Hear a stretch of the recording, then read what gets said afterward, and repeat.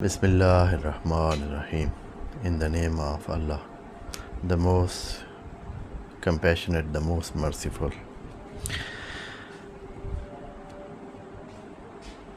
We have reached verse number 38 from chapter called The Cow from the Holy Quran, and we are translating it and interpreting it and explaining the content of it. First we recite that verse, Bismillahir Rahmanir Rahim. Kulna ihbitu minha jami'a fa imma yatiyannakum minni hudan faman tabi'a hudaya fala khawfun alayhim wala hum yahzanun. Allah is saying in this verse, as translation, I do it first. Kul nahbitu, we said, go down and be expelled or be out. Minha, from that, all of you, all together. And فَإِمَّا يَأْتِيَنَّكُم مِّنِّي هُدًى فَمَن تَبِعَ هُدَايَ. There will be guidance from me for you when it comes to you. Then whosoever follow my guidance, then he shouldn't have any fear and he shouldn't have any sadness or sorrow. That is what Allah is saying. For explaining this, I should say Allah is saying Kulna. This is the last event of Adam and his wife when they were in paradise for a temporary time, a very short time, and they were deceived by Satan and they were expelled from the position they had. And Allah said it before in the verse number 36, this, but there he was mentioning another point, and that was that you go while there will be an enmity and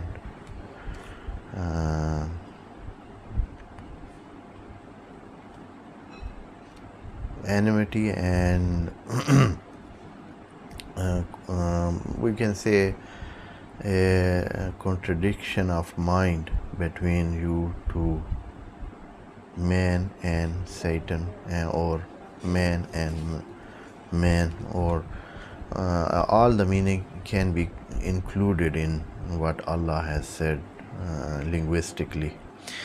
So here again Allah is saying, but here the point is something else. There was a point that was mentioning to the enmity of Satan and Adam and mankind, and here it is mentioning to another point, and that is that you all people go down, people and also jinn, because the word is used ihbitu, and it is emphasized by the word jami'an. Jami'an, it was included in the term ihbitu, but for emphasizing that, Allah said jami'an, that all of you all together go, and this includes Adam and his wife and Satan, because in different other ayat Allah has said has addressed both of them, Adam and Hawa, and used the term ihbita, means you both. And also in another third ayah in some chapter, Allah said to Satan that ehbit fahbit minha, you also go down. So here in this ayah, Allah meant by ehbitu all of them. It means that in that paradise, Adam was there, his wife was there, and also, of course, Shaitan or Satan had entered that paradise, and he was allowed to enter. Of course, he was allowed, and then he entered and did what he did and caused Adam and Hawa to be expelled and made them to make that sin. And Allah is saying that, okay, now ehbetu, and here it is used at the word kulna, and Allah has not said I say, but say we say. Kulna means we said. And when this kind of term is used, it means that this work is done by so many elements in creating and doing and completing and emerging of that thing. There were so many factors involved, and Allah is, of course, Allah is doing all the things not with his own powers directly, but with the elements that he have created, and with the so many instruments and tools and creatures and all of things that he had created them first, then he uses them for creating of the next thing. And when it is done like that, then he uses the term in plural, like that of here, kulna, we said, right? It means that because Adam had made a sin, and also Satan was the deceiver and mischief of that all event, so Allah is not liking to talk to them, because they are not in a position that Allah should talk to them. So Allah is not saying that I said, He is saying that we said, that He in some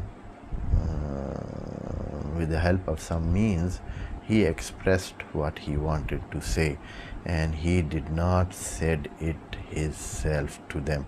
He did not talk to them, but He conveyed His message of expulsion and going down to Adam. So these are very delicate points in linguistic points, which we should observe them, and we should take our attention to that, and take the delicious meaning which it contains. And Allah saying here, when you go down, now the order is this, that فَإِمَّا يَأْتِيَنَّكُم مِّنِّي هُدًى, and if it comes to you some guidance.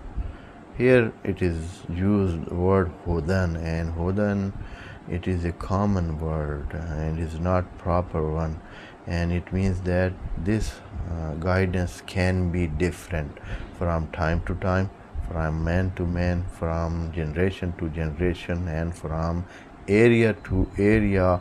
Maybe it is different, and more than that, it can be different from the level somebody have achieved of character and goodness and insight, and up to what level he is enlightened, or these kind of things that the soul and spirit develops, and then he will have another kind of guidance, and the level of guidance will be upper than those who are lower than that. So for this Allah is using term hudan. That means it is not a fixed one or precise one or one level, that can be different. And maybe with the time change the guidance changes, and all is included in this term which Allah included in this word hudan.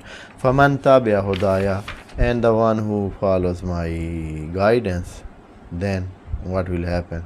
If someone follows Allah's guidance and what he has said, and he obeyed and he did what all he is commanded to do, and he abstained from whatever it was ordered to abstain from. So Allah saying, if this kind of condition happened, that somebody followed all the guidance, then he shouldn't fear and not to be sad. These two words are for different tense and different time. Always fear comes when it is a hesitation kind of feeling for the future, what will happen. So this is a fear, and somebody is afraid of the future and what will happen, he doesn't know. This is, and Allah is saying, no, you don't be afraid, you don't be fearful, and no fear, just be peaceful, and you are successful, and you got what you should get. So, and also you will have now not the sorrow and sadness, and sadness are always is for the events or for whatever have happened before, and it is for past, whatever happened in the past. If man is concerned about that and he had some negative mind about that, and he is feeling sorrows and sadness about what happened in the past, and that the hardship that he had, or whatever the calamities or whatever he had dealt with that in the past, so he is feeling some kind of sorrow or sadness. But Allah is saying that if somebody follows my guidance, then he shouldn't be sorrow, or he shouldn't feel any sadness for whatever it happened in the past.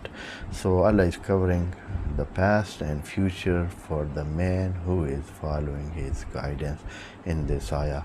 Next verse inshallah we will do in the next session. Wassalamu alaikum warahmatullahi wabarakatuh. May Allah bless you all.